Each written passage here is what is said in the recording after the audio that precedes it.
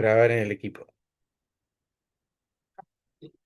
Tercera clase del tema del poder de decidir. Tercera y última. Ya, los que están aquí, la mayoría ha estado en las clases o la han visto grabada, así que no vamos a hacer una introducción tanto con lo que tocamos en las clases pasadas, pero es bueno empezar a reflexionar. Ahora, yo les pediría que en las clases, y ojalá ahora tuvieran un cuadernito con un lápiz. Y cuando se topen con algo que les llama la atención, alguna duda, lo anoten, porque es muy típico que al final, cuando se abre el espacio para hacer una pregunta o comentar algo, recién se ponen a pensar, entonces ahí muchas veces nos salen las inquietudes. Entonces es mejor escribirlas o anotarlas durante la clase, entonces ahí ya están claras desde un principio. O incluso aquí en el chat la escriben y después yo las leo. Ya, entonces ahí no existe ese silencio de que recién se ponen a pensar qué pudo haberle llamado la atención durante la clase. Entonces, cuando hablamos del poder de decidir, comúnmente es un tema que llama mucho a reflexión porque uno dice, bueno, yo siempre estoy decidiendo cosas. Y me vienen con esta enseñanza, con este planteamiento que prácticamente desarman eso que uno cree que siempre decide. ¿Ya?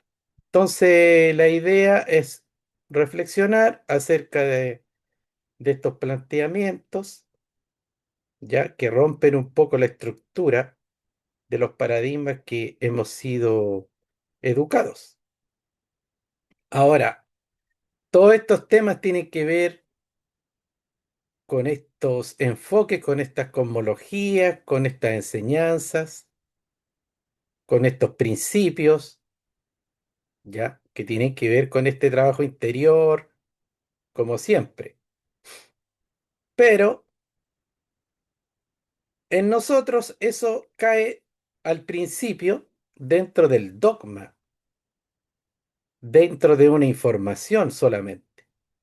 ¿Por qué? Porque la idea es que eso se pueda comprobar, se pueda evidenciar. Solo cuando las cosas se pueden comprobar o evidenciar es cuando eh,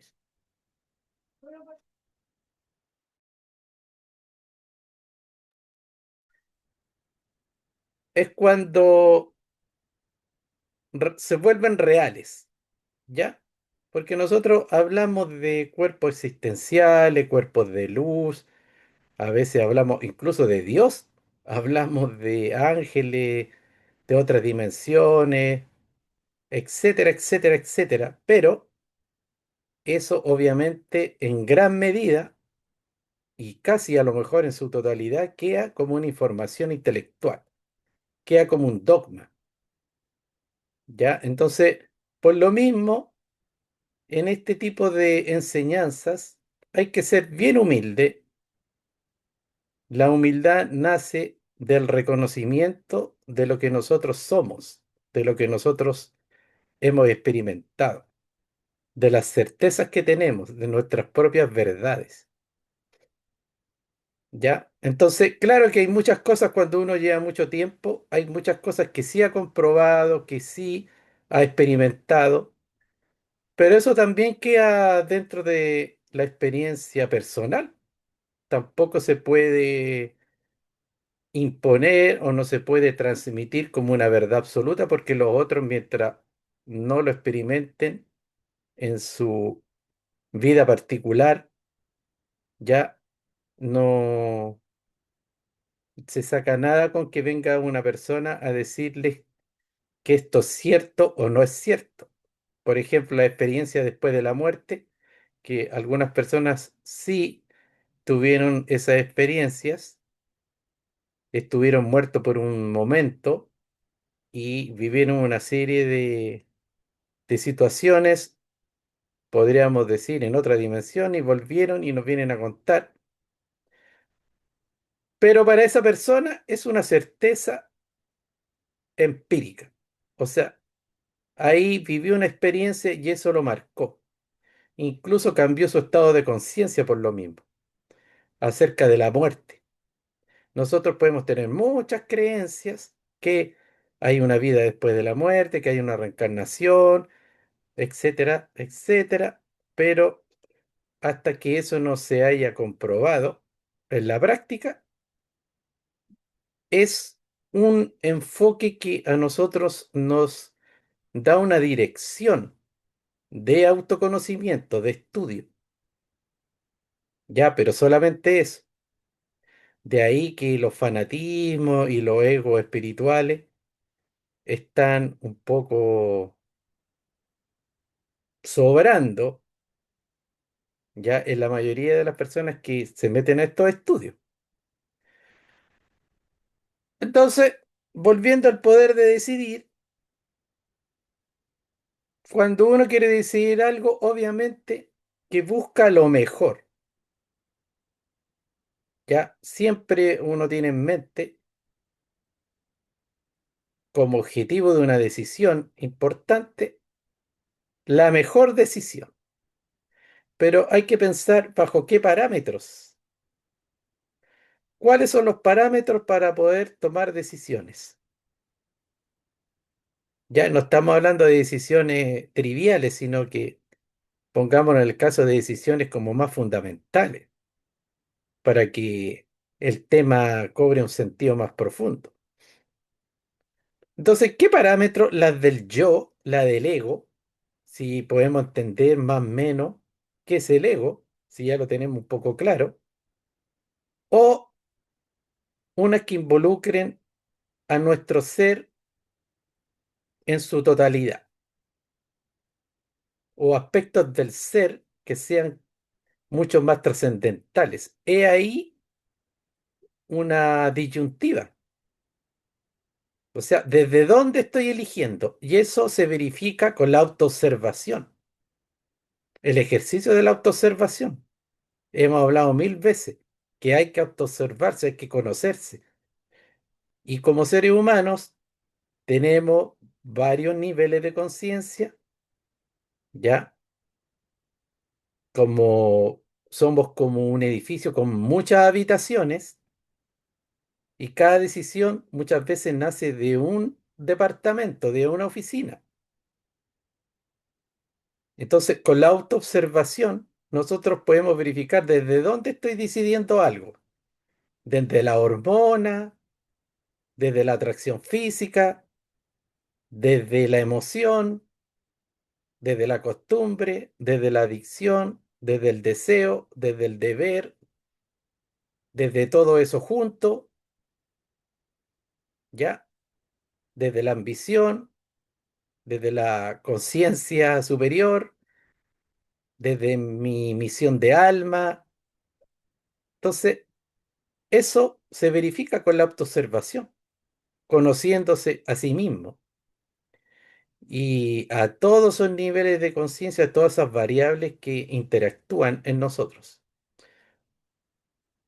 Entonces, ¿qué es lo que se plantea acá? Que en la condición humana común y corriente no somos una unidad, ya estamos desestructurados, estamos fraccionados. Eso también, si uno se auto observa, se da cuenta de esa disociación, de ese, de esa fracción que se produce, o sea, ese fraccionamiento que se produce en nuestro interior, en nuestra psique, en nuestra mente, en nuestra alma. Por eso estamos llamados a un trabajo que busca reunificarnos. Jesús en su evangelio le llamaba salvar el alma. Salvar el alma es lo mismo a autorrealizarse como seres. Es lo mismo que habla Jung de la individuación. Otros le llaman la iluminación. Otros le llaman volver a la unidad. Pero ¿cuál es esa unidad? Es que todos los aspectos de nuestro ser se unen en una coherencia, ¿ya? Y son dirigidos por la parte más elevada, ¿ya? Más consciente que podría ser incluso el espíritu. Son dirigidos por nuestra espiritualidad. Esa es la vuelta a la unidad. Entonces, por ejemplo, nosotros podríamos ver esta falta de unidad observando a los animales versus los hombres. Los animales, aunque se podría decir que están en un grado evolutivo inferior, en el sentido que no tienen todas las capacidades que tiene el ser humano en potencia, ellos viven en la unidad. Estamos hablando sobre todo de los animales salvajes, que están en su hábitat natural. Viven en la unidad porque su cuerpo, sus instintos, sus emociones, están todos unificados en un solo propósito, ya que tiene que ver mucho con la sobrevivencia. Entonces, cuando se defienden, es todo su ser que se defiende. Cuando buscan eh, reproducirse, también es todo su ser el que entra en acción. Cuando buscan alimento, cuando defienden a sus crías. Entonces, ellos están en la unidad. En cambio, el ser humano no. El ser humano está disociado muchas veces entre el instinto, lo que desea, sus impulsos, sus emociones, a lo mejor van para otro lado, sus aspiraciones, ya, sus pensamientos, sus necesidades, sus ambiciones, y con el deber a veces también no hay una coherencia con lo que debe hacer, con lo que quiere, con lo que desea. Y eso mismo lo tiene en un estado de debilidad, porque un ser cuando no actúa en unidad completa es débil, no está usando toda su energía, no está usando todo su potencial en un solo sentido, sino que está fraccionado. ¿Ya? Es como un automóvil que una rueda va para atrás, la otra va para el lado izquierdo, la otra quiere ir para el lado derecho, la otra quiere ir hacia adelante. Y al final como que no avanza casi nada y no logra grandes cosas. Entendamos que mucha gente con toda su sofisticación o con muchos títulos está en nivel sobrevivencia. O sea, ¿por qué? Porque aquí ponemos siempre el enfoque, por ejemplo, iniciático, seamos iniciados o no seamos iniciados, ponemos ese enfoque.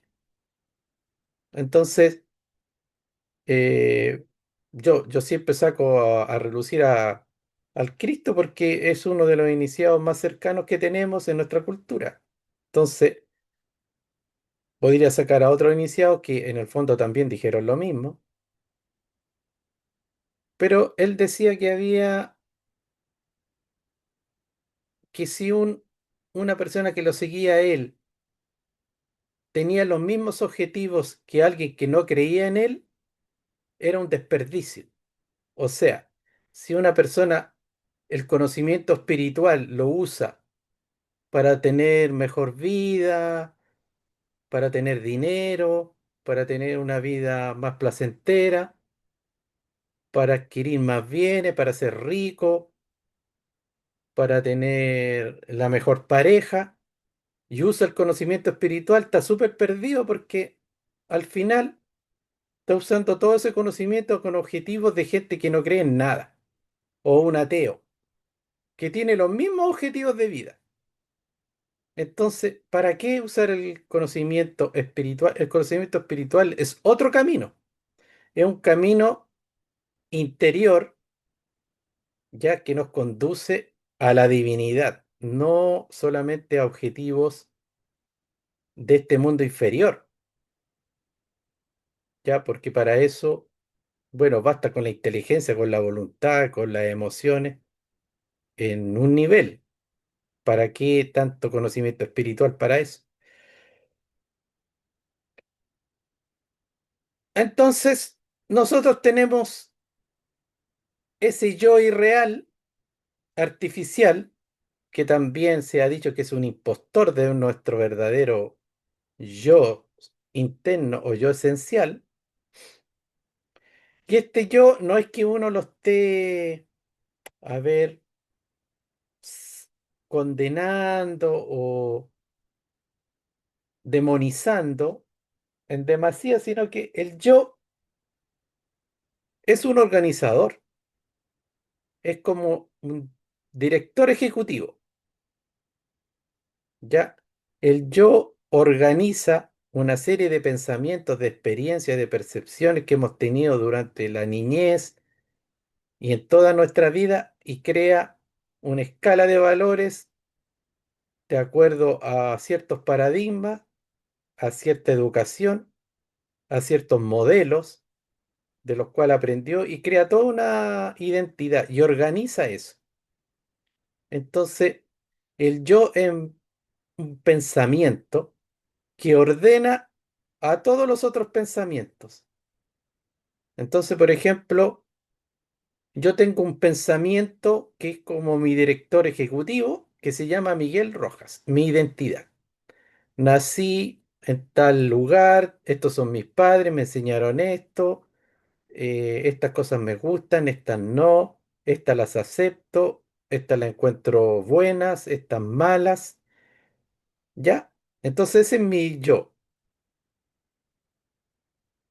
Son puros pensamientos que están ligados por una coherencia, entre comillas, afín, pero increíblemente ese yo que yo creo que es muy coherente está lleno de incoherencias también. Está lleno de simpatía y antipatía y viven todas juntas. ¿Ya? Entonces también, a pesar de que es un organizador, ese organizador también organiza, podríamos decir, la disociación dentro de nosotros, las confusiones, las contradicciones, todas están en ese paquete llamado yo o ego. Entonces, este organizador o director ejecutivo es como un director de una empresa, pero este director desconoce quién es el dueño de la empresa. No tiene idea, porque recordemos que nuestro ser ya tiene un dueño y esa es nuestra parte más espiritual, nuestro aspecto espiritual, trascendente. Pero el ego no tiene idea que tiene un jefe. Quizá nunca lo ha contactado, nunca lo ha visto, o si ha estado cerca de él, haciendo como una analogía, no lo entiende, no lo ve, no, eso, ¿ya?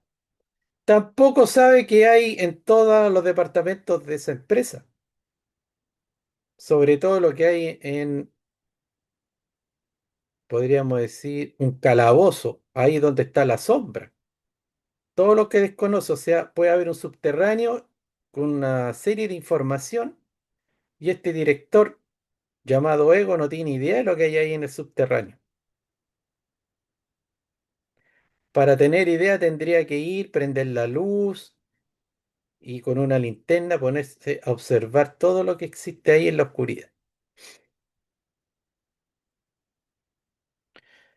Entonces, el poder de decidir efectivamente depende de nuestro grado de conocimiento de nosotros mismos. Cuando nosotros tenemos un alto grado de conocimiento de todos esos departamentos que nos conforman como ser, tenemos más poder para decidir, ¿ya? Recordemos que el conocimiento es poder, la información es poder. Entonces, ahí podemos decidir con todo lo que somos.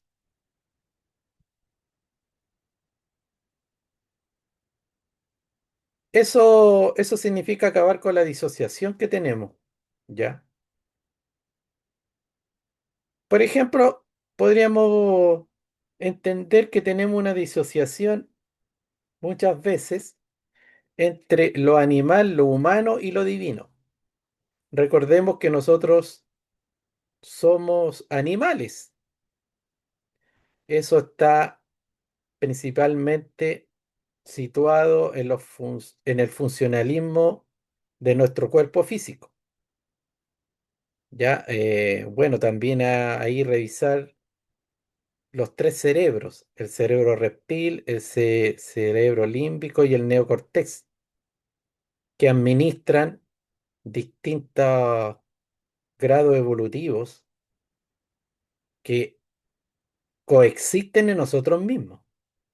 Entonces, nosotros tenemos instintos de supervivencia, ¿ya? Que están bien ligados a ese cerebro reptil. Tenemos también en el aspecto límbico todo lo que tiene que ver con el grado evolutivo de los mamíferos, que también está integrado en nosotros. Y el neocortés es todo ahí lo que realmente nos hace humanos, ya que es el procesador de aspectos cognitivos superiores, la reflexión, el pensamiento simbólico, ya creativo, todo lo que es el análisis y eso, la imaginación. Entonces muchas veces eso está disociado, ¿ya? ¿Y cuál es la tarea? Volver a hacer una reconexión con todo eso. Hay que alinear de nuevo todos esos aspectos para que nosotros podamos ir actuando en unidad, con el poder que eso conlleva. Entonces, mientras más se integra eso, se va expresando un self más consciente y más poderoso, con la capacidad de elegir y co-crear en armonía con todos esos niveles del ser. El self es un aspecto de nosotros que es el que está en unidad con todos esos niveles, con todos esos aspectos de nuestra psiquis. Entonces, nuestro self puede ir creciendo en su manifestación de acuerdo al trabajo interior de cada cual.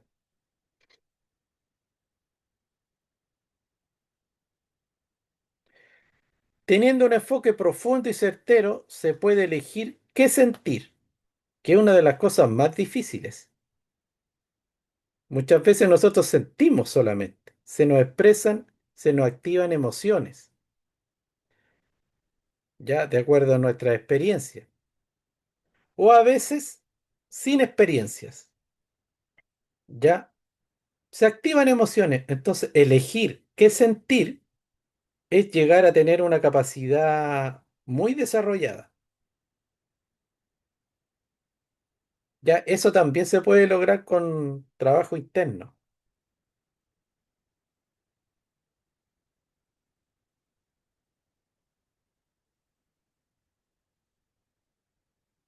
Siguiendo con la temática, formal de los autores que estamos viendo en esta clase, pasamos a Gurdjieff. ¿Qué decía Gurdjieff sobre la capacidad de decidir? Decía que no es algo que el ser humano posea de forma automática o natural. En su sistema de pensamiento, influido por tradiciones esotéricas orientales y su propia experiencia, el ser humano vive en un estado de automatismo o sueño, en el que sus pensamientos, emociones y acciones no son verdaderamente suyos, sino reacciones mecánicas condicionadas por influencias externas. Ya no le llama la atención que diga que vivimos en la mayoría de los casos en un estado de automatismo o sueño. De ahí se dice que el hombre está dormido y que es necesario despertar. Entonces, ¿cuál sería este sueño? Ya que nuestros pensamientos, emociones y acciones no son verdaderamente nuestros. O sea, no nacen de un yo profundo, de un yo unificado, sino de muchos aspectos que están fraccionados y de influencias externas, reacciones mecánicas. Recordemos que hemos visto ya hace más de 2 años que el hombre es como una especie de robot y que tiene un programa, un software. Ya está programado, cada uno tiene un programa particular. Ahora, ese software funciona en esencia con los mismos motores para todos igual, pero el programa en sí es distinto, ¿ya? Y eso es porque tenemos distintas personalidades. Entonces, eso nos proporciona reacciones mecánicas, condicionadas por influencias externas. Entonces, nosotros siempre estamos reaccionando a lo que percibimos en el exterior. ¿Son elecciones o son reacciones? Recordemos también el inconsciente colectivo. Estamos totalmente influenciados por el inconsciente colectivo, porque nuestra alma todavía no es de nuestra pertenencia absoluta, ya no es un vehículo de nuestro espíritu completamente. Entonces esa alma está compartiendo una serie de información de un alma colectiva donde en su mayoría es inconsciente, están las sombras. Entonces ahí se comparten miedos, creencias, paradigmas, experiencias, dolores, heridas. Entendamos, por ejemplo, el inconsciente colectivo de los pueblos originarios de aquí de América, que la mayoría fue destruido a sangre y fuego. Mucho dolor, muchos asesinatos, violaciones, explotación. Eso está en el inconsciente colectivo de los pueblos originarios. Eso se traspasa de generación en generación. Esa información incluso es genética. Entonces, de ahí que se habla que es preciso sanar todas esas memorias. Hay que ir sanando. ¿Y cómo se sana? Comprendiendo todos esos conflictos, cómo quedaron atrapados en esa alma colectiva, entendiéndolos y co-creando una realidad distinta, una realidad sanadora, desinstalando esos condicionamientos. Pero eso lo hemos vivido todos en nuestros clanes familiares. Todos tenemos un árbol genealógico que ha tenido una serie de experiencias de todo tipo. Clave sobre la capacidad de decidir según Gurdjieff. El hombre es una máquina. En su estado ordinario, el ser humano no tiene una voluntad real. Miren, esto suena como bastante lapidario, pero siempre hay que tener en cuenta que nosotros hemos hablado de lo que muchos dicen que tenemos un 97% de subconsciencia e inconsciencia y un 3% de grado de conciencia, y otros dicen que es un 5% de conciencia. Entonces, esto suena muy lapidario porque está hablando casi de la totalidad de nuestro automatismo, pero claro que tenemos algunos grados de conciencia libre, eso es innegable.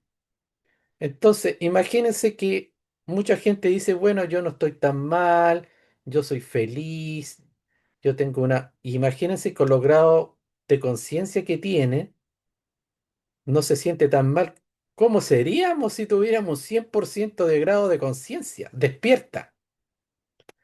Entonces, es increíble todas las posibilidades que se podrían desplegar si nosotros tuviéramos un 10% de conciencia despierta, un 20%. Yo creo que ya estaríamos así como fantaseando en un nivel extraterrestre, por decir algo, un poco en caricatura. Entonces, con los pocos grados de conciencia que tenemos despierta, mucha gente se siente plena. Ahora, ¿lo dirá o lo sentirá realmente? Cada uno ahí lo sabrá en su foro interno. Entonces, pero en casi la totalidad, el ser humano no tiene una voluntad real. Sus decisiones están condicionadas por influencias externas, emociones cambiantes y hábitos mecánicos. Cree que decide, pero en realidad reacciona. Ya, yo siempre saco el ejemplo de las personas que se enamoraron y se casaron, decidieron conscientemente la mejor pareja o reaccionaron o la decisión la tomó el inconsciente ya en otro nivel que no lo pueden percibir. La multiplicidad del yo. Gurdjieff enseña que no hay un yo unificado en la mayoría de las personas. En lugar de un solo yo, hay una multitud de pequeños yoes que toman el control momentáneamente. Ya, si bien es cierto, hay un yo ya que predomina y que es nuestra identidad, en muchas circunstancias ya son muchos yoes los que toman el mando. Es como ya hay un yo general ya que tiene una cierta coherencia de identidad que agrupa una serie de otros yoes, pero en muchos casos ese yo es reemplazado por pequeños yoes que van cambiando como el rol. Es como ya el director ejecutivo que organiza esta empresa de repente es Juan, pero en una circunstancia dada no es Juan, es Pedro. Después es Carlos, después Enrique, dependiendo de la circunstancia. Ya porque a veces hay un yo que ama a su pareja, pero después en una situación dada aparece otro yo que la odia. Entonces ahí vienen las peleas, las discusiones. Entonces, ¿es el mismo yo? No, porque la reacción es distinta, ya apareció otro yo. Entonces, por eso que en el gnosticismo y aquí Gurdjieff está hablando que incluso nosotros estamos conformados por una multiplicidad de pequeños yoes que toman el control y se reparten ese control en diferentes situaciones. Ya, por eso que también en la escritura se habla de que una vez uno de estos seres le dijo al maestro, somos legión. O sea, no somos uno, somos una legión. Bueno, en la película Matrix también ahí el controlador, esta parte como oscura del señor Smith, después se multiplicaba en muchos. Y el pobre Neo tenía que pelear con todo eso, por un ejército. Todas esas son como analogías de este tipo de enseñanza. Entonces, estos yoes toman el control momentáneamente. Por eso una persona que dice quiero cambiar y al día siguiente hace lo contrario. Sin unidad interior, no hay verdadera capacidad de decisión. ¿Ven? Hay que tener una unidad interior para tener la capacidad de decidir. Porque si un día yo decido algo y al otro día se me olvidó, hago todo lo contrario con lo que dije que había decidido, podemos verlo en ejemplos bien básicos. Una dieta, bajar de peso, hacer ejercicio, estudiar algo, empezar algo y terminarlo. Muchas veces quiero cambiar de actitud, ya no voy a tratar mal a esta persona y después los 2 días de nuevo la está tratando mal. Esos son ejemplos de que no hay esa unidad interior que haga que nuestras decisiones, nuestras mejores decisiones se concreten y se mantengan. La verdadera voluntad. Solo cuando una persona comienza a despertar y a trabajar sobre sí misma, observando sus automatismos, luchando contra su mecanicidad y desarrollando un centro de gravedad interno, empieza a acercarse a una voluntad consciente. Esta es la base para la decisión, para una decisión real. Entonces también aquí aparece el concepto que, bueno, después irlos desarrollando como es el centro de gravedad interno. También es llamado como el centro de gravedad permanente. Cuando uno va avanzando en el trabajo sobre sí mismo, se va creando un centro de gravedad permanente. Ese centro de gravedad permanente es el que sostiene decisiones en el tiempo.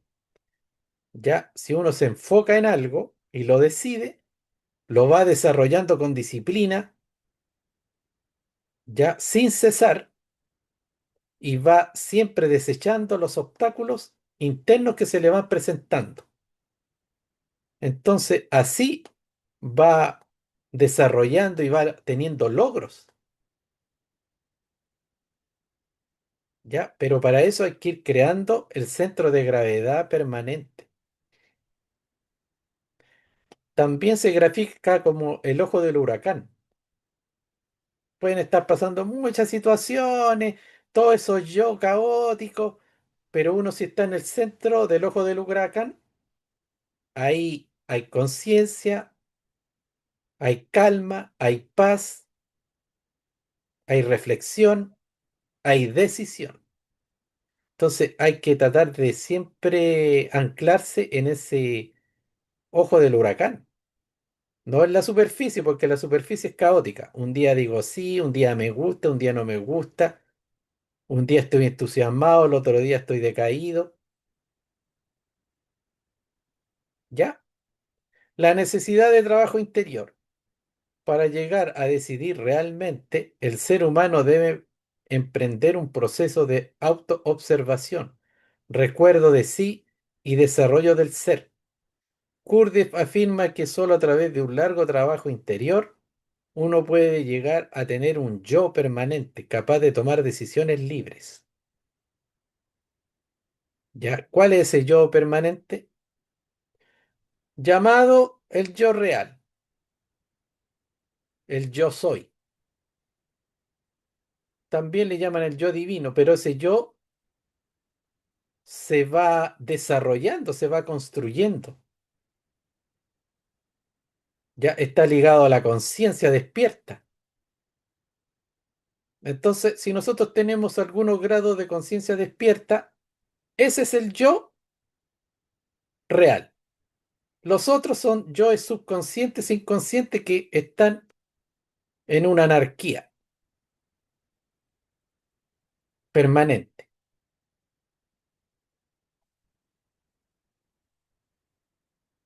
¿Qué es el centro de gravedad permanente según Gurdjieff? Es un punto interno constante de referencia y dirección. Los puntos de referencia, súper interesante. ¿Cuáles son nuestras referencias? Cuando se habla, no, yo tengo como referencia esto. Mis referentes son estos. Ya, y a través de esos referentes nosotros dirigimos nuestra vida y la vamos unificando. Ejemplos.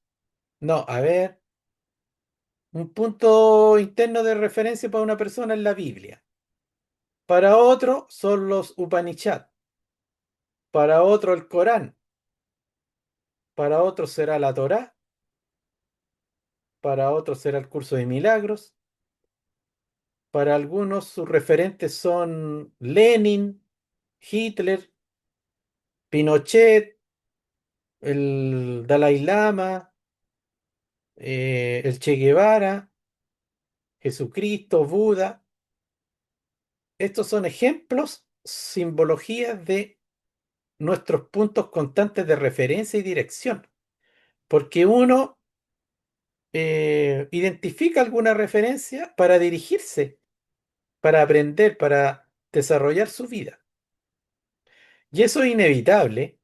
O sea, mientras nosotros tengamos un yo que se identifica, bueno, en vez de estarse identificando con las barras de fútbol, con un equipo, con la selección del país o tanto con la nacionalidad, podemos empezar a buscar unos referentes ya más profundos, más elevados, que nos entregan otro tipo de conocimiento, pero siempre hay referentes. Y ya cuando empezamos a conectarnos con nuestro propio ser,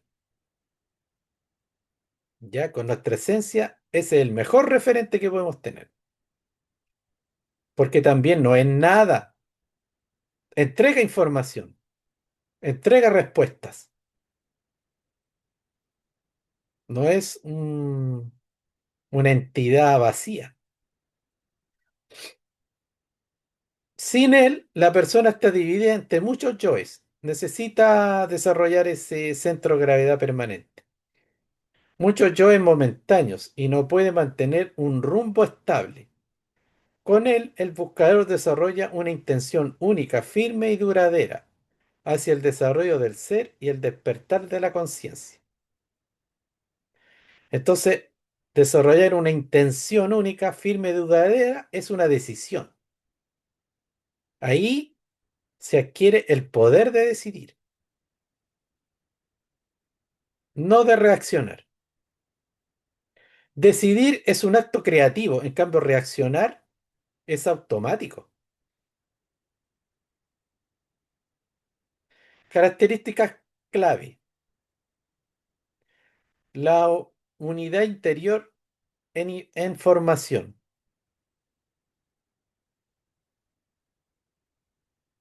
Entonces, esa unidad interior en nosotros se está gestando, se está formando.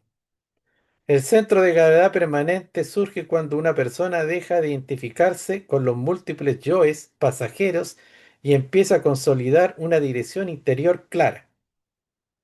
Entonces, para eso hay que no identificarse con esos yoes pasajeros.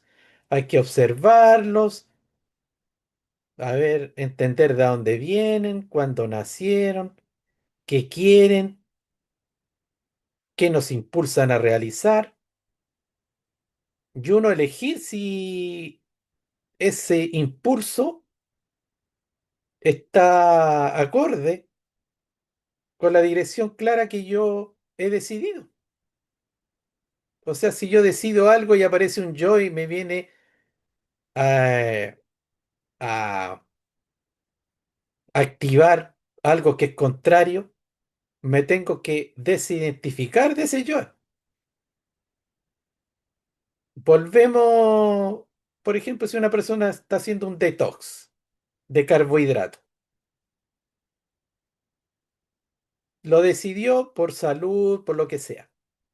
Si es una decisión consciente, ya, y de repente aparecen puros yoes que se activan y le dicen, ya, pero es un chocolatito nomás.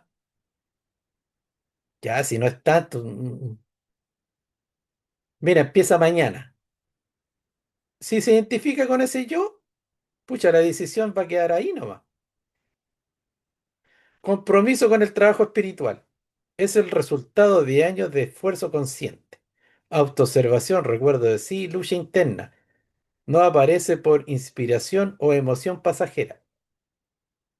Entonces, ese compromiso con el trabajo espiritual es el resultado de años de esfuerzo consciente, de mucha autoobservación, de lucha interior incluso. Porque como hemos hablado en las clases de la lucha interna, claro, la desolación, los dilemas, las contradicciones, las decisiones son inevitables en este plano tridimensional y con la percepción de polaridad en la dualidad. Entonces, después de mucho trabajo empieza a, a crearse ese compromiso con el trabajo espiritual. Eso no es de la noche a la mañana. No aparece, como dice aquí, por una inspiración o emoción pasajera. Estabilidad frente a influencias externas. Una persona con centro de gravedad permanente ya no se deja arrastrar fácilmente por los vaivenes emocionales, sociales o mentales. Tiene un ancla interna. Esto yo lo asemejo mucho a lo que propone la filosofía estoica, ¿ya? Que habla de lograr ese dominio y de no ser víctima de las circunstancias y no ser arrastrado por los vaivenes emocionales que lo tiran a un polo y después al otro polo. Y menos también por circunstancias sociales o mentales. Requisito para el nacimiento del yo real. Otra cosa que encuentro interesante, que el yo real tiene que nacer, ¿ya? Eso es lo mismo de la simbología del nacimiento del Cristo, de la Navidad. Ahí nace, ¿ya? Un yo, pero ese yo tiene que ir creciendo, tiene que ir pasando pruebas, tiene que ir eh, experimentando iniciaciones hasta que logre la liberación total y la trascendencia. Pero en el nivel de las personas comunes y corrientes, primero tienen que hacer que ese yo real nazca. Para Gurdjieff, el verdadero yo no nace automáticamente.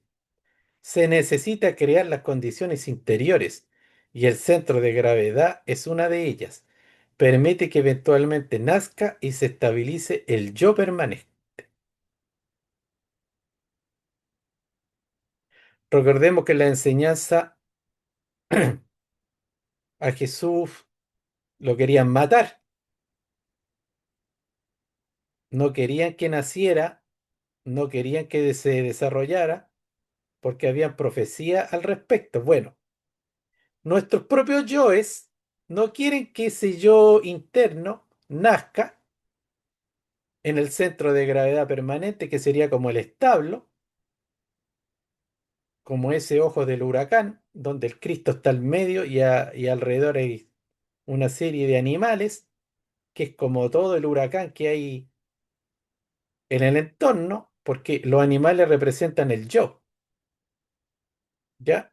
Entonces, no se quería que el Cristo naciera y nuestros propios yoes tampoco quieren que nazca, porque ellos quieren seguir en su fiesta anárquica y luchan por el poder,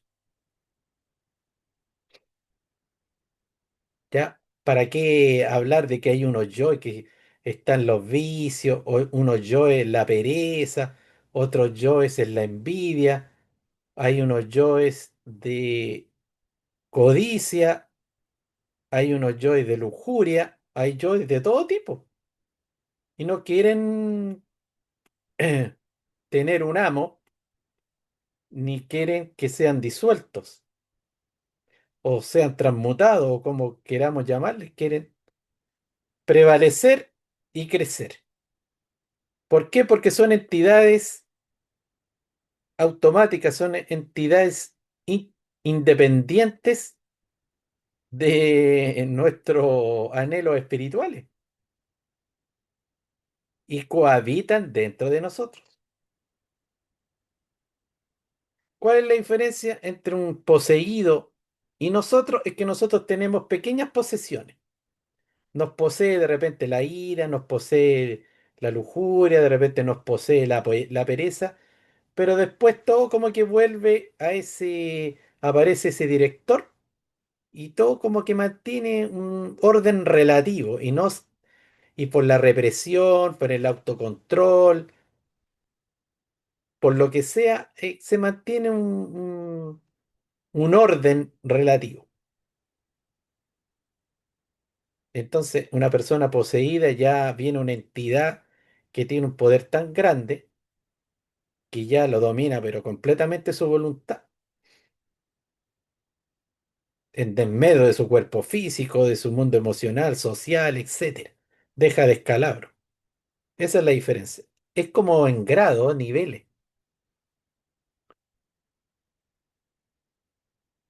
Ejemplo práctico. Una persona puede decir durante años que quiere despertar o trabajar sobre sí misma, pero mientras su compromiso dependa del estado de ánimo o del entorno, no tiene centro de gravedad permanente. En cambio, quien ha comenzado a formarlo vuelve siempre al trabajo sobre sí mismo. Incluso cuando está cansado, desmotivado o confundido, tiene una dirección interior clara. Decide cómo sentirse, sostiene su enfoque con un verbo confeccionado de forma perfecta de acuerdo a sus propósitos. O sea, ¿cuál es la diferencia? Que ya la persona que tiene un cierto desarrollo en su trabajo interior puede distraerse, puede perderse, puede dormirse, pero al final después siempre vuelve a ese trabajo, a esa dirección. Porque ya en cierto modo tiene un grado de conciencia al respecto, ya ha desarrollado ese grado de conciencia. Entonces, después empieza a decidir cómo sentirse. Si está desmotivado, se automotiva. Si está confundido, busca la claridad. Si está cansado, bueno, se reenergiza, decide. Y como les digo, una de las cosas más difíciles que podemos hacer es decidir cómo sentirnos.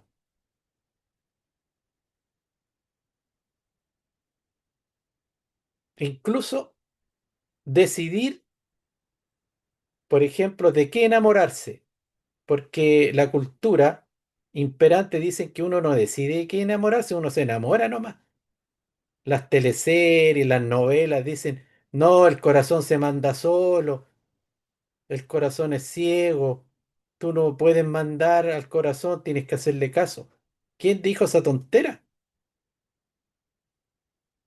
Sí, Mientras se van teniendo estos logros internos, la gente puede decidir de qué enamorarse. Hablo de qué, porque uno se puede enamorar de una enseñanza, de un libro, de un trabajo, de un oficio, de cierto grupo de personas, de ciertas comunidades. Uno se enamora de eso. Y eso también puede venir de una decisión.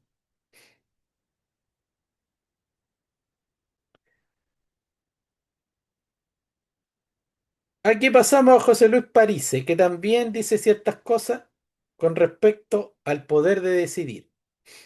Investigador, escritor y conferencista argentino, aborda el poder de decidir desde una perspectiva que mezcla psicología, espiritualidad, física cuántica y esoterismo, especialmente influenciado por el psicoanálisis y las enseñanzas de diversas culturas iniciáticas.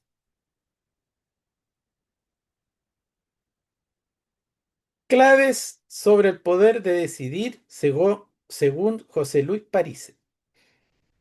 Decidir es crear realidad. Esa es la definición que tiene Parise. ¿Ya? Yo decido para qué, para crear una realidad. Parise sostiene que cada decisión genuina tiene el poder de transformar la realidad. Interesante, una decisión genuina tiene el poder de transformar la realidad. ¿Queremos transformar algo? Bueno, para eso hay que ejecutar una decisión genuina. No se trata solo de elegir entre opciones. O sea, la vida nos presenta una serie de opciones siempre. Y eso tiene que ver con los paradigmas imperantes. La realidad, como nosotros las percibimos, siempre se nos presenta con esto es posible, esto es imposible, esto es necesario, esto es contingente. Lo contingente se puede estar las condiciones, está lloviendo, hace mucho calor, hay una crisis económica, eso, lo contingente, lo que no depende de nosotros. Entonces, la realidad siempre viene y se presenta con estos paradigmas. Y nosotros medimos la realidad con el es posible, es imposible, es necesario, depende de nosotros. Entonces, Parisi en su enfoque y en su enseñanza siempre cuestiona eso. Dice que el que empieza a formarse como mago ya no se condiciona por estos paradigmas, sino que crea una realidad distinta. O sea, no se trata de elegir entre esas opciones que nos presenta la vida, sino de crear algo nuevo. Porque si uno piensa así humanamente, puede decir, a ver, ¿qué opciones tengo yo a mi edad, con lo que estudié, con la plata que tengo para decidir ciertas cosas? Entonces ahí empiezo a ver todas las opciones. Entonces es tan revolucionario lo que plantea París y que dice que ni siquiera tiene que ver con eso, sino con la capacidad de crear algo nuevo, desde cero, y desarrollarlo. La decisión auténtica surge del deseo profundo. O sea, hay que tener un deseo profundo para lograr esa capacidad de decisión. Para él, una verdadera decisión no nace de la lógica o el miedo. O sea, ni siquiera tiene que ser lógico. Uno puede tomar una decisión que no calce con la lógica, y menos con el miedo que sería como este instinto de sobrevivencia también, sino del deseo interno más profundo. Si no está conectada con ese deseo, la decisión pierde poder. Entonces, una decisión potente nace de ese centro de gravedad permanente que hablaba Gurdjieff, que es necesario crear. Uno tiene que crear ese centro de gravedad permanente y desde ahí decidir. En simple, nosotros podemos decir, hay que decidir desde el centro de la conciencia. Hay que decidir desde el ser, no desde el ego. El ego es superfluo, caótico, confuso, contradictorio.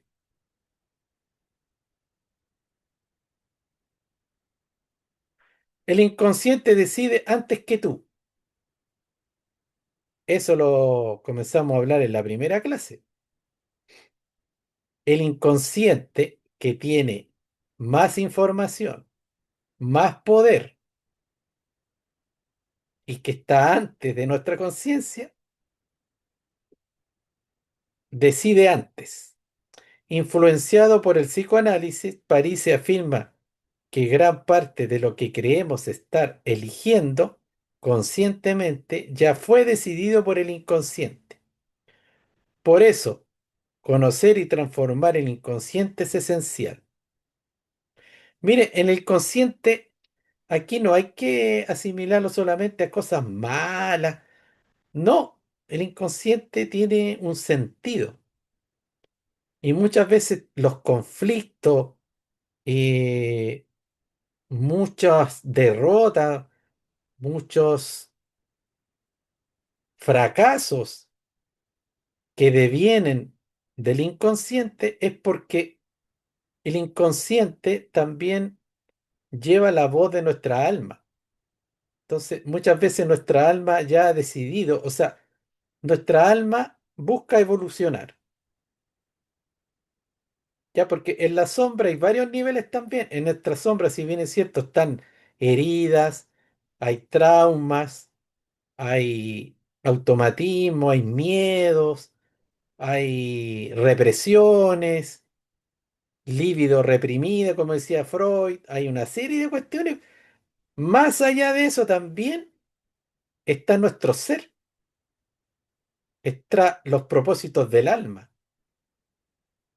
¿ya? Pero ¿por qué está en la sombra? Porque la mayoría de las personas la desconocen. Entonces, el alma también busca autorrealizarse, el alma busca despertar, el alma busca armonía, el alma busca unidad. Entonces, si nosotros, como yo, el ego, está tomando puras decisiones para ganar plata, para tener estatus, solamente para eso, yo no digo que, no digo que tener plata sea malo, no, o estatus, no. Pero eso, cuando está en coherencia con el propósito del alma, todo fluye y hay armonía. Pero si viene del yo, de una mera codicia, o si se toman decisiones solamente para dominar a las personas, para esclavizar, para por la vanidad, muchas veces después eso se traduce en puros fracasos, ¿ya? ¿Por qué? Porque el alma sigue con ese propósito. Es como que, por ejemplo, una persona para estar en armonía con una pareja necesita un tipo de pareja para estar en armonía con la evolución de su alma, o sea, para que pueda ir desarrollándose de manera integral. Entonces, si esa persona sigue eligiendo parejas o sigue relacionándose por otras motivaciones, ya que vienen del yo, de esos múltiples yoes, va de fracaso en fracaso, de decepción en decepción. Pero no porque eso sea malo, sino porque el alma le dice, puya, no, para allá no va la cosa. No, esto no es. No, empecemos de nuevo, porque el alma está buscando evolucionar, está buscando armonía, está buscando un contexto de desarrollo. Entonces, acá todas esas cosas ni siquiera son malas ni buenas, todas vienen de un motor, ya que viene del inconsciente. Entonces, hay que identificar muy bien también, ya, de qué nivel del inconsciente vienen esas decisiones que uno toma antes de creer que las toma. La observación consciente cambia el resultado. Entonces aquí majaderamente se repite que hay que observar conscientemente. Mire, yo creo que hay gente que no se autoobserva nada y nunca tiene una observación consciente. Entonces, hay prácticas. Una de las prácticas es que uno en la noche se siente, se relaja y revisa todo lo que hizo en el día. Eso se llama una retrospección consciente. Desde que se sentó, va hacia atrás y llega al momento que se despertó. Incluso puede hasta recordar los sueños. Entonces ahí está haciendo un ejercicio de observación consciente. Ese ejercicio es súper bueno porque uno va a identificar una serie de cosas que se colaron, una serie de situaciones inconscientes. Entonces la observación consciente va cambiando los resultados. Tomamos elementos de la física cuántica, sostiene que el observador, nosotros, modifica lo observado, la realidad, y decide conscientemente, y decidir conscientemente es intervenir en ese proceso cuántico. O sea, nosotros siempre tenemos que estar en observación, ser el observador, como dice la física cuántica. Entonces, el observar va modificando la realidad. Claro, porque si nosotros estamos enfocados en algo, podemos modificar ese algo. Pero si nosotros estamos en un estado de inconsciencia, estamos dormidos, estamos co-creando una realidad en ese nivel, a un nivel inconsciente. Entonces, esos yoes que pertenecen a la subconsciencia y la inconsciencia están creando su realidad. Pero después los resultados no son armoniosos. Entonces después sufrimos los resultados. La decisión como acto iniciático es parte de la iniciación, lograr el poder de decidir, sí. Parisi conecta la toma de decisiones con los ritos de iniciación. Una decisión real implica un antes y un después, un salto de nivel, un proceso que transforma al que decide. Entonces, para Parisi, por ejemplo, los ritos de iniciaciones son semejantes a una decisión real. ¿Por qué? Porque antes de una decisión real había otra cosa y después de esa decisión hay un salto de nivel, un proceso transformador. Entonces, el llamado salto cuántico viene después de una decisión sostenida en el tiempo. Así se puede lograr un salto cuántico. Las 11 claves del método de la magia. En su obra más conocida, El método de la magia, Parisi describe un proceso de 11 pasos basado en el estudio de culturas iniciáticas, que incluye como punto central el acto de decidir como una de las claves fundamentales para transformar la realidad. Y aquí puse uno de los libros cúlmines, claves de José Luis Parisi que se llama Casualizar. Ahí explica en profundidad los 11 pasos de la magia. No, ojalá que hayan escrito alguna duda, no pusieron nada en el chat. Ahora voy a dejar de compartir.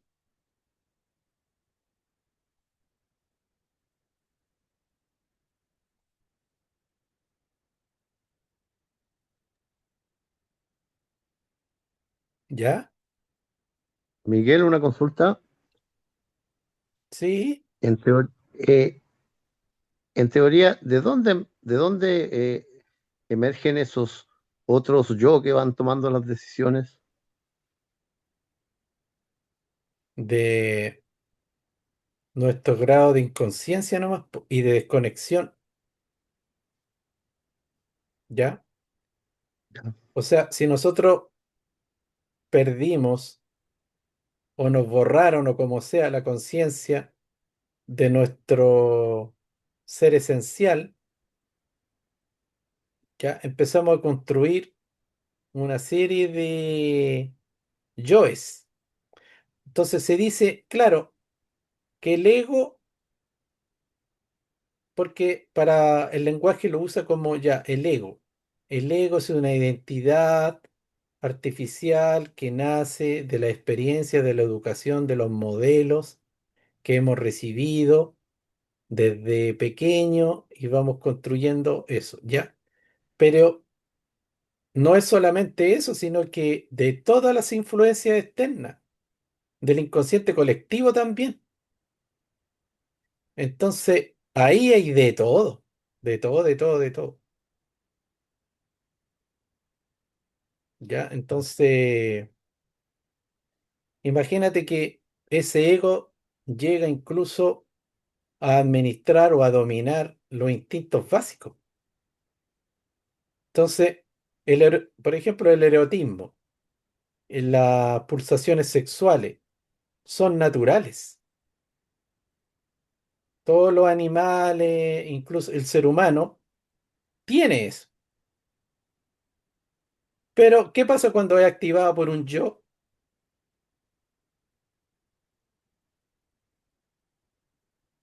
O sea, eh, el impulso sexual normal, sano, natural que todos tenemos, no tiene nada que ver con ver pornografía, con ser voyerista, con ser exhibicionista, con ganar dinero con eso, con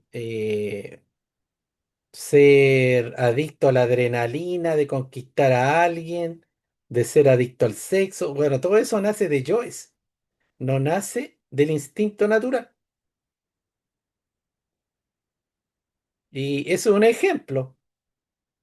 Entonces, todas esas son influencias que nosotros vamos compartiendo con el inconsciente colectivo, con malos modelos, con costumbres, con imitación, con la cultura, con experiencia, con de todo tipo, van naciendo miles de yoes. Incluso nosotros podemos identificar cuándo nació un tipo de yo en nosotros.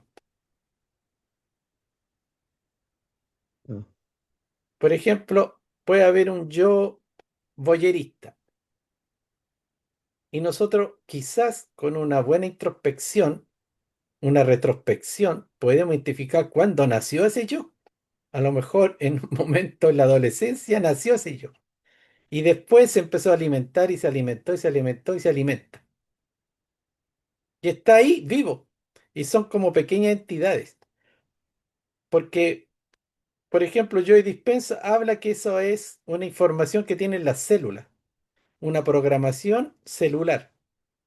Las células han funcionado de alguna manera y están programadas. Y piden ese alimento. Son adictas a una serie de sensaciones ya eh, emocionales, químicas porque toda esa experiencia secretan hormonas, dopamina, ¿ya? Entonces, pero a nivel astral también se pueden identificar como entidades. Entonces, por eso que la gente tiene sueños con ciertos personajes o él mismo actúa como un personaje en los sueños y actúa como esa entidad o ve entidades astrales que son esos yoes. Otro ejemplo, los sueños de San Antonio, creo que. Hay unos cuadros que sale San Antonio tentado por los demonios. Y San Antonio siempre era tentado por la lujuria. Entonces tenía sueños lujuriosos extremos. Entonces, en las escrituras cristianas decían que San Antonio, como buscaba la santidad, en el fondo era un santo, el demonio lo atacaba, el demonio lo tentaba, ¿ya? Pero si uno aplica el psicoanálisis, es la misma represión sexual que tenía San Antonio, porque ese modelo de reprimirse sexualmente para lograr la santidad es totalmente antinatural. Por eso que los gnósticos nunca han tenido de referente a los santos, tienen de referente a los maestros, no a los santos, a los iniciados. Entonces, San Antonio era atacado por sus propios yoes, por su propia represión sexual, por negarse a la comunión con una mujer de manera sana y natural. Entonces le echaban la culpa al demonio, pero ese demonio es un demonio interno. O sea, hay explicaciones para el yo, pueden haber muchas, y uno siempre se va perfeccionando con estos textos también, por eso a mí me gusta poner estos textos donde las ideas están mucho más claras, ¿ya? Pero eso es un ejemplo también de los yoes, po. Los yoes van naciendo de manera eh, caótica, de acuerdo a todas esas variables, po. Situaciones, modelo, imitación, cultura, educación, padre, la familia, las situaciones, la cultura del país, todo, todo, todo, todo. ¿Alguna otra consulta o aporte?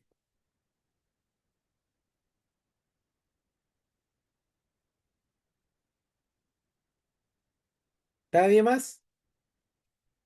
Entonces vamos a cortar. Eduardo, Muy interesante el tema. mire, lo importante es que se rescaten las claves, autoobservación. Ya, quizá hace falta algunas clases de buscar ciertas prácticas para, para eso mismo, para practicar lo que acá se habla en forma teórica.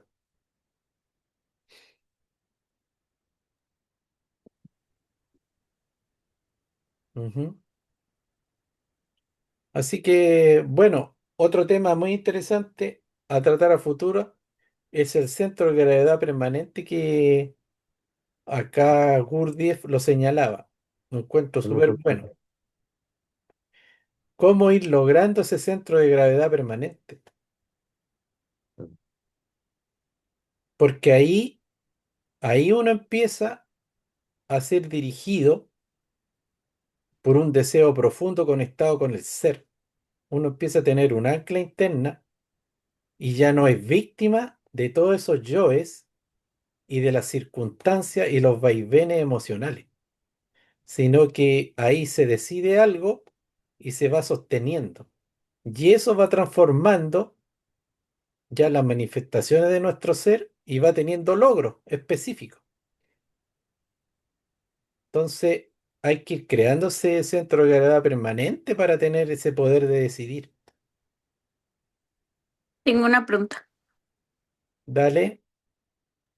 Perdón por interrumpir. Creo que más o menos entendí. Siempre se me complica entender. Me toma tiempo para entender. Estás hablando del centro de gravedad permanente. Inicia con la atención en un solo pensamiento. Tengo entendido. Y que bueno, ese acto de tener la atención en un solo pensamiento alargado durante todo el día se le llama atención plena, y que a partir de ahí, aplicando muerte en marcha, se llega a crear ese centro de gravedad permanente, se transfiere la conciencia de que se encuentra en la profesión hacia el trabajo esotérico.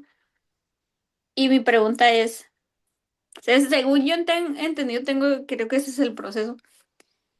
Y yo intenté como reto personal porque soy muy, como, no sé cómo decirlo, poner atención en mi corazón durante todo el día y empezó un dolor de cabeza, pero no sé si es porque lo estoy intelectualizando, no lo estoy haciendo bien o qué está pasando. Lo que pasa es que enfocarse en algo, porque tú te enfocaste o pusiste atención en el corazón, ¿en qué? En el chakra, en el órgano, En el átomo nous. ya, pero sin una dirección, sin un referente, sin un deseo, sin algo definido, sino que solamente en el sector, para sentir, ¿cierto? Trataba de lograr pues ese estado de atención plena durante todo el día, pero pues como sí, sin información, de forma burda, sí lo estaba haciendo, pero sí se puede lograr todo el día, y incluso si se empieza a pedir muerte, pues también se logra todo el día. Pero al principio era como se sentía el corazón y pues esa parte, y después ya me costaba mucho trabajo como conectar, no sé si lo estaba haciendo de forma mecánica. Claro, es Y que eso ujú, yo lo asemejo más como a una observación para sentir o una meditación, no de acuerdo a un propósito. Ya, por ejemplo, aquí estábamos hablando más de un propósito, un deseo interno, ¿ya? Y hay muchos deseos internos. Uno tiene que definir la jerarquía de esos deseos, ¿ya? Por ejemplo, una persona que vive estresada y toma la decisión de no estresarse, de vivir en armonía, de alcanzar la paz interior, ya el bienestar. Entonces, ahí toma una decisión que nace de un propósito bien profundo que tiene que ver con la salud, con un estado de salud, con un estado de paz mental, de paz interior, porque el estrés lo va a enfermar, lo está enfermando. Entonces, se enfoca en eso y sostiene esa idea, y más encima con el verbo, porque el verbo tiene que confeccionar un verbo que sea perfecto a lo que desea. Y sólo así va a ir cambiando su manera de sentir. Entonces, en el día van a llegar todos los automatismos, van a llegar todas las programaciones, todos los patrones que lo mantienen en el estrés. Pero como esa persona está enfocado, ya tiene una cierta claridad, va a ir ya disolviendo, transmutando y no identificándose con todos esos factores que lo mantienen en el estrés. Ya, por eso que tiene que ser una observación sostenida, enfocada en el tiempo. O sea, va a llegar al trabajo y a lo mejor va a llegar de nuevo el jefe y le va a poner un turro de trabajo y le va a decir, ya, esto yo lo quiero a las 3 de la tarde. Entonces, esa persona, como ya tomó una decisión, ya se autoobservó, y vienen los yoes del miedo, del temor, de la sumisión, del no amor propio, porque estuvimos hablando del amor propio, de poner límites, de ser asertivo, de una serie de condiciones para poder decidir, porque sin amor propio, ¿qué iba a decidir uno? Nada. Uno es un esclavo o un sumiso y siempre va a ser dominado por otras voluntades. Entonces, la persona como ya tiene una cierta claridad, un enfoque, no, ahí viene el yo, no te hago caso, no, no me identifico contigo, voy a hacer, voy a trabajar en armonía, voy a ser disciplinado, no voy a perder el tiempo, pero voy a hacer lo que pueda. Y si llega la hora y no tengo eso terminado, bueno, le digo al jefe, no, pero es que es imposible que yo termine todo este trabajo como usted pidió. Pero es que yo te lo estoy diciendo, bueno, es imposible. Y mantengo mi paz interior, mi dignidad, mi amor propio y me voy.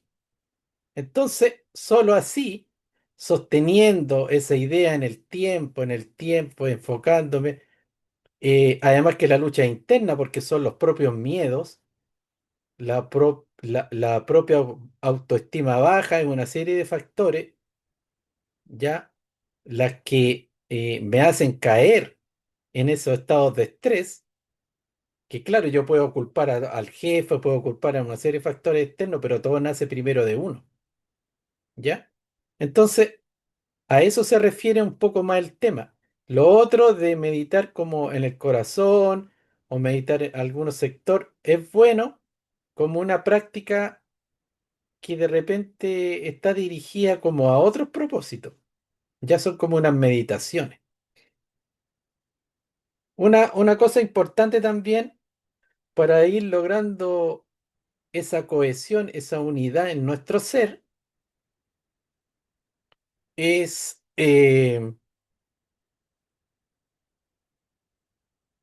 actuar desde lo que somos. ¿Y qué es lo que somos? Somos instintos, emoción, ya, y un deber, un conocimiento más elevado.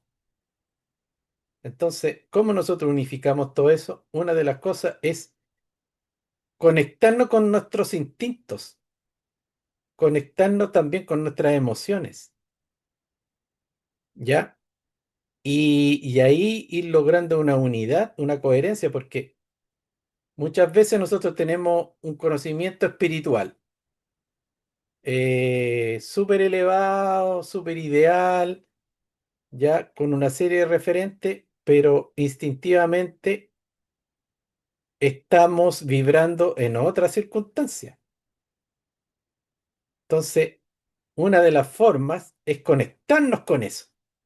O sea, yo puedo, yo puedo querer ser muy correcto o querer estar en paz, pero en una circunstancia tengo miedo o en otra circunstancia me da rabia.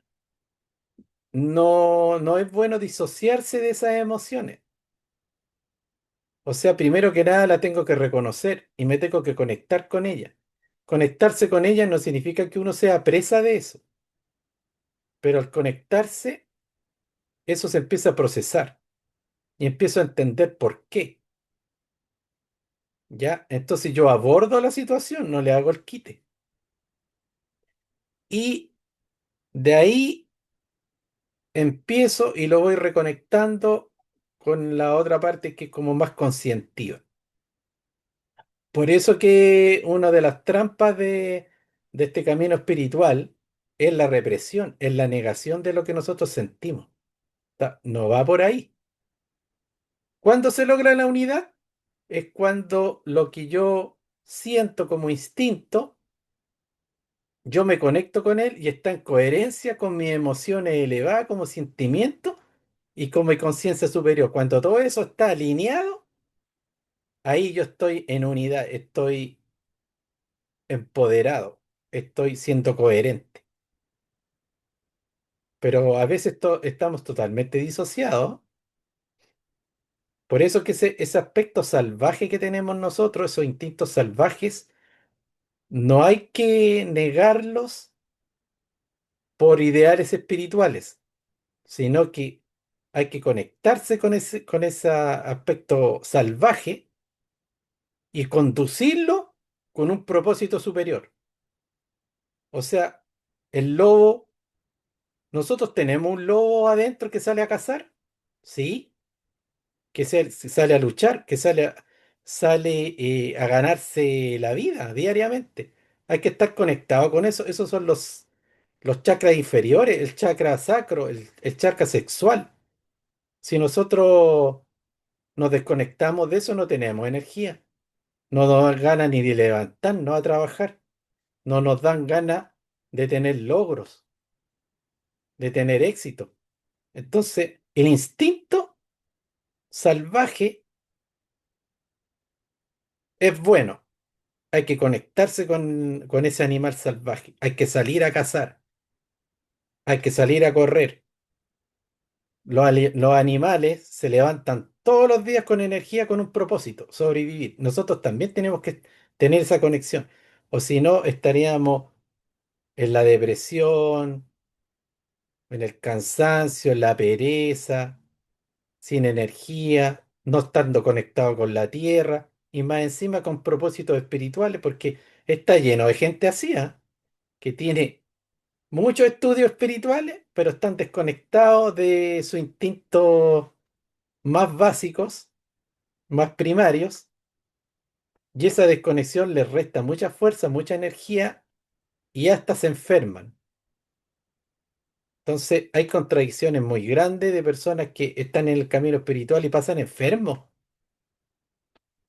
o tienen anemia, ¿ya? Y se han leído libros enteros de espiritualidad, pero la verdadera espiritualidad es un conocimiento integral. Por eso que los grandes sabios chamanes, estoy hablando de los grandes sabios, eh, se conectaban con ese animal interno, aprendían de la naturaleza, no desechaban esa parte básica, salvaje, pero también honraban al gran espíritu. Ahí está la conexión, se alinean en todos los niveles.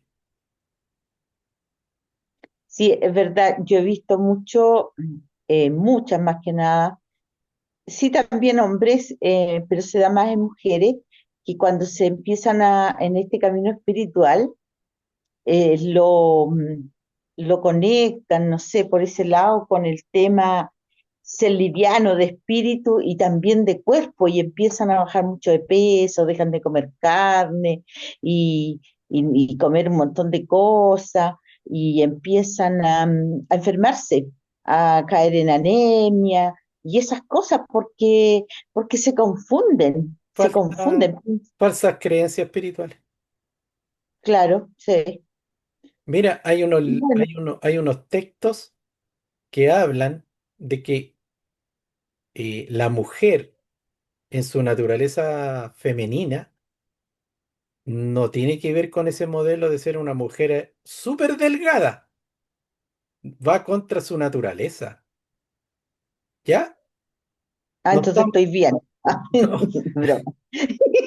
no, Broma. no, hablando en serio, yo me he topado con esa enseñanza y lo explican súper bien, que ese modelo de la mujer muy delgada atenta con su propia biología y su naturaleza femenina, ¿ya?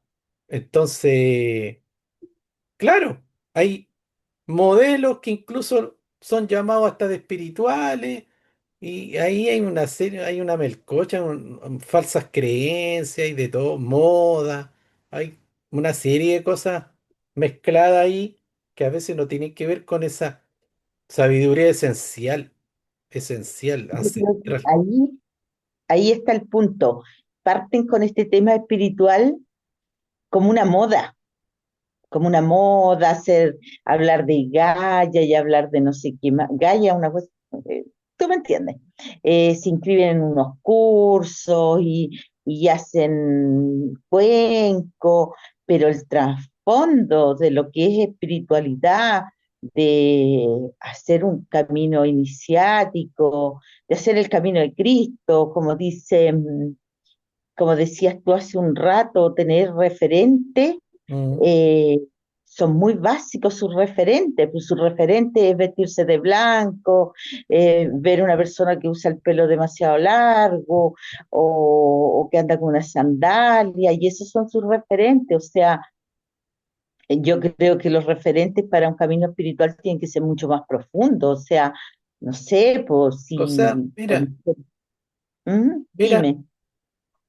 yo rescato mucho, pero no es que le copie porque yo pensaba igual lo que dice José Luis Parisi, que decía, mira, si a ti te gusta el cuenco, te gustan los tambores, te gusta hacer yoga, te gusta el chikún, te gusta ir a la selva y llenarte de humo, no hay ningún problema, regio, pero hay que saber lo que se está haciendo. ¿Eso es camino interior? ¿Eso es espiritualidad?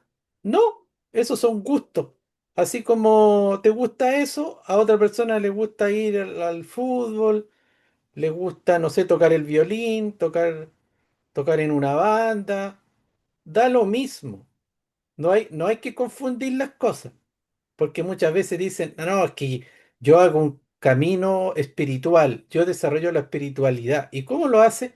Bueno, voy a los retiros con esta comunidad, prendimos fuego, tocamos los tambores, le cantamos a los dioses de la tierra. Oye, ya, pero ahí tú estás ahí en un nivel, estás ahí en un nivel emocional, estás en un nivel energético, quizás te estás cargando de buenas vibras, lo estás pasando bien, pero eso es a grandes rasgos profundamente espiritualidad, no. Espiritualidad es lo que tú eres, tu estado de conciencia conectado, tu nivel de conciencia con una dimensión espiritual y tú puedes vestirte de otra manera, puedes tener otros gustos, puedes tener otro estilo de vida, puedes ser una persona de corbata, ejecutivo, puedes trabajar en un banco, ser un abogado y puedes ser una persona mucho más conectado con tu y desarrollar y expresar más tu espiritualidad que andar así con ropa ancha. O sea, eso hay que tenerlo muy claro para no desenfocarse, porque ni siquiera, Efectivamente. claro, ni siquiera las sensaciones místicas, ya corporales, de los cinco sentidos, es espiritualidad. Obviamente que tú te sientes mejor, pero después vas a necesitar de esos espacios y esos rituales para sentirte bien. Pero después te vas a ir a tu casa, a lo mejor en tu casa hay pelea, hay conflicto, hay un infierno, o no te sabes adecuar a la vida en lo urbano y vas a estar esperando volver a la comunidad en los cerros porque ya es una adicción, porque tu cuerpo te lo pide, porque te sentís regio. Pero eso no lo confundamos con un enfoque espiritual real y profundo. Eso es cultural, eso es otra cosa. Eso Sí, es, correcto. eso es personalidad, estilo de vida. Que yo no digo que esté mal, o sea, todos necesitamos a veces ir a las termas, necesitamos contacto con la naturaleza, necesitamos cantar, bailar, pero no porque lo haga yo 1000 veces voy a ser más espiritual que otra persona. O sea, no nos confundamos, no tiene que ver con eso. Si Para tú- nada, si la espiritualidad tiene que ser constante todos los días, de la mañana hasta la noche, Tu estoy hablando de, estado de conciencia permanente, ese. por ejemplo, para mí un estado, ser espiritual, para mí, te estoy diciendo, yo te pongo un ejemplo, para poderlo expresar en palabras, que también hay cosas que es más difícil expresar, al menos para mí. Por ejemplo, no hacerle a los demás lo que a mí no me gusta que me hagan. Eso es un timón, digamos, una brújula que me lleva a ser una persona espiritual, o sea, ver a otra persona, a un ser igual que a mí, que igual que yo, un ser divino, un camino hacia la fuente, volver donde venimos, y ese sendero es el que tengo que caminar, como lo dijo Jesucristo. Como también dijo, si alguien te pide la espada, también dale la capa, o sea, no ayudar a media, o sea, no estoy también sintiéndome Dios y salvándole la vida a todo el mundo, pero si alguien me pide, yo lo voy a hacer de corazón y voy a dar todo lo que más pueda dentro de lo que yo pueda hacer por esa persona. o un animal que esté herido, yo lo Bueno, puedo ayudar si tú crees a que, eso. si tú crees que tú le estás ayudando a esa persona en su camino evolutivo, en su desarrollo, y te nace hacerlo, hazlo. De eso se trata. Claro. Y no solamente, o sea, a todo ser humano, o sea, a todo ser viviente. O sea, si yo cultivo, por ejemplo, yo soy fanática de los colibríes y en este tiempo estamos en tiempo de colibrí. Voy a comprar plantas que le gusta a ellos y tengo mi jardín lleno de esas plantas. Delante fui a la casa de mi hija, Rosario, ella es la misma onda. Está lleno el patio de colibrí porque planta plantas para que lleguen esas avecitas. Entonces, Mm. es una, o sea, forjar una realidad que no es que un día me voy a la playa y toco cuenco y cosas, no, vivir en ese ambiente, son seres, criaturas de Dios que no le cuesta nada a uno si las quiere tener en su patio, ponerle una flor. ¿Para qué las va a ir a comprar una jaula con canario y tenerlo en el patio? O sea, eso sería, no sé, es como tener esclavos para mí.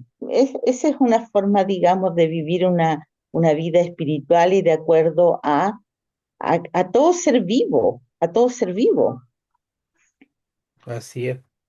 Y mucho más profundo también, o sea, un camino que más se puede hacer.